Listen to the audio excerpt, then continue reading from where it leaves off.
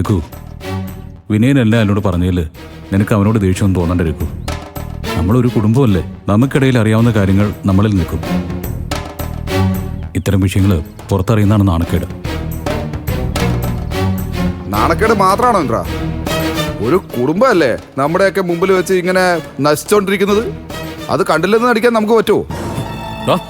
ആദ്യം നിന്റെ കുടുംബം നന്നാക്കും വിനയ, എന്നിട്ട് മതി മറ്റുള്ളവരുടെ കുടുംബം നന്നാക്കാൻ നടക്കുന്നത്. നിന്റെ കയ്യിൽ ഞാൻ നിൽക്കില്ലെന്ന് തോന്നിയുണ്ടാവും നീ ഇന്ദ്രനെ കൂട്ടി വന്നതല്ലേ. രഘു, ഇതിനെ നീ വേറെ രീതിയിലൊന്നും കാണണ്ട. വിനയനും നമ്മളും ഒന്നും 100% പെർഫെക്റ്റ് ഒന്നും. അത് ശരിയാ, എല്ലാവരുടെ ജീവിതത്തിലും പ്രശ്നങ്ങളുണ്ട്. അതിപ്പോ ഇനി എങ്ങനെ സോൾവ് ചെയ്യുന്ന നമുക്ക് ആലോചിക്കണ്ടേ. ഇന്ദ്ര, നിനക്ക് എന്റെ പ്രശ്നങ്ങളെ കുറിച്ച് വിനയം പറഞ്ഞ അറിവല്ലാതെ വേറെ എന്തെങ്കിലും അറിവുണ്ടോ? രഘു ആരെങ്കിലും ചതിച്ചെന്നോ, ഏതെങ്കിലും കേസിൽ കുടുങ്ങിയെന്നോ, അതല്ല സ്വന്തം വീട് മറന്ന് രഘു ചിന്ന വീട് തുടങ്ങിയോന്നോ വേറെ ആരെങ്കിലും നിന്റെ അടുത്ത് പറഞ്ഞോ? പഞ്ചരത്ന കുടുംബത്തിൽ ഏറ്റവും ഉത്തരവാദിത്തമുള്ള ആള് അമ്മാവന. അദ്ദേഹം എന്നെ കുറിച്ച് നിന്നോട് എന്തെങ്കിലും പരാതി പറഞ്ഞോ? അല്ലെങ്കിൽ അനു പറഞ്ഞോ? എങ്കിലും നിനക്ക് എന്നോടൊന്ന് ചോദിക്കാം, അവരാരെങ്കിലും നിന്നെ ചുമതലപ്പെടുത്തിയോ ഇന്ദ്ര? ഇല്ല രഘു. രഘുവിന്റെ കാര്യങ്ങളൊക്കെ വിനയം പറഞ്ഞിട്ടാണ് ഞാൻ അറിയുന്നത്. ഞാനിത് സംസാരിക്കാൻ വന്നത് കുടുംബത്തെ ഓർത്തിട്ടുമല്ല. രഘുവിന് ഈ പ്രശ്നം സോൾവ് ചെയ്യാൻ എന്തെങ്കിലും ഹെൽപ്പ് ആവശ്യമുണ്ടെങ്കിൽ അത് ചെയ്യാവുന്ന കരുതിയ. ഞാനും അത്രേ ഉദ്ദേശിച്ചുള്ളൂ ഇന്ദ്ര. പഞ്ചരത്നത്തിലായാലും പുറത്തായാലും നമ്മൾ ഇടപെട്ടാൽ തീരുന്ന പ്രശ്നമേ ഉള്ളൂ രഘുവേട്ടന്. പക്ഷെ അതിലിടപെടാൻ രഘുവേട്ടന്റെ പെർമിഷൻ ഞങ്ങൾക്ക് വേണം. പിന്നെ ഞാൻ ആദ്യമേ നിന്നോട് പറഞ്ഞു, നീ ആദ്യം നിന്റെ സ്വന്തം പ്രശ്നങ്ങൾ തീർത്തിട്ട് എന്റെ പ്രശ്നത്തിൽ ഇടപെട്ടാൽ മതിയെന്ന്. ഇന്ദ്ര, പഞ്ചരത്നത്തിലെ പുകഞ്ഞ കൊള്ളിയ ദേവിനെ എങ്ങനെയെങ്കിലും അവിടെ നുഴഞ്ഞു കയറാൻ വേണ്ടി എന്നെ പുകച്ച് പുറത്ത് ചടിക്കാൻ ശ്രമിച്ചുകൊണ്ടിരിക്കുക. എനിക്ക് ചില പ്രശ്നങ്ങളൊക്കെ ഉണ്ട്, ഇല്ലെന്ന് ഞാൻ പറയുന്നില്ല.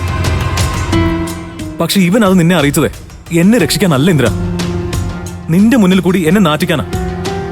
അതിലവൻ വിജയിച്ചു. അങ്ങനെയല്ല രഘു. നിന്നെ നാണം കെടുത്താനാണെങ്കിൽ വിനയൻ ഇത് എന്നോട് പറയുന്നതിന് പകരം നാട്ടിൽ മൊത്തം പറഞ്ഞുകൊണ്ട് നടന്നാൽ പോരായിരുന്നു. വിനയൻ അമ്പിളിയുടെ ലൈഫോടെ രക്ഷപ്പെടുത്താൻ വേണ്ടിയാണ് ഇതിൽ ഇടപെടുന്നതെന്ന് എനിക്ക് തോന്നിയത്. അമ്പിളിയെ രക്ഷപ്പെടുത്താൻ ഇവനാരാ? ഇവൻ വലിച്ചെറിഞ്ഞു പോയപ്പോ ഇവന്റെ ഭാര്യയും മക്കളെ രക്ഷിച്ചതേ ഞാനും അമ്പിളിയും കൂടിയാ. ആ ഞങ്ങൾ തമ്മിൽ ഇപ്പൊ അകന്നു നിൽക്കുന്നതിന്റെ കാരണക്കാരൻ ദേ ഇവൻ കൂടിയാ. അമ്പിളിയുടെ മനസ്സിൽ സംശയത്തിന്റെ ആദ്യ വിത്ത് വിതറി കൊടുത്തതും ദേ ഇവനാ. പലതും ഓർത്ത ഇന്ദ്ര ഞാൻ അവനെ തീർക്കാതെ വെച്ചേക്കുന്നത്. അതുകൊണ്ടേ നീ ഇവനെ എത്ര വേഗം ഇവിടുന്ന് വിളിച്ചോണ്ട് പോ, ഇല്ലെങ്കിൽ നിന്റെ മുമ്പിൽ വെച്ചാവും അത് സംഭവിക്കാൻ പോകുന്നത്. അത് ശരി, ഇത് അങ്ങാടി തോറ്റേനെ അമ്മയുടെ നെഞ്ചത്തോട്ട് പറഞ്ഞ പോലെ ആയല്ല. ഹലോ, അമ്പിളി ചേച്ചി അച്ഛനെ ഹോസ്പിറ്റലിൽ വെച്ച് ആ പെണ്ണിനെയും കൊച്ചിനെയും കയ്യോടെ പിടിച്ചപ്പോഴാ ഞാൻ പോലും ഈ കാര്യങ്ങളൊക്കെ അറിയുന്നത്. ഇപ്പോ അവളും രഘുവേട്ടനെ കൈവിട്ട് കാണും അല്ലേ? ആ ചൊരുക്ക് എന്നോട് കാണിച്ചിട്ട് ഒരു കാര്യമില്ല രഘുവേട്ടാ. പറഞ്ഞല്ലേ നീ എന്നെ മേടിച്ചിട്ട് പോവല്ലേ?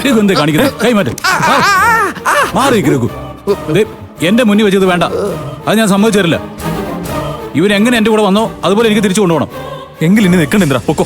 ഹലോ, ഞാൻ പോണോ വേണ്ടയോ തീരുമാനിക്കുന്നത് ഞാനാ, അല്ലാതെ ഇന്ദ്രനല്ല. നമ്മളാണ് രഘുവിനെ വിളിച്ചു വരുത്തിയത്. നമ്മൾ സംസാരിച്ചത് അവന് ഇഷ്ടപ്പെട്ടില്ലെങ്കിൽ നമ്മളാണ് നിർത്തിയിട്ട് പോകേണ്ടത്. അല്ല, എനിക്ക് സംസാരിക്കാൻ നിർത്ത, നമുക്ക് പോവാം. വരാനല്ലേ പറഞ്ഞ?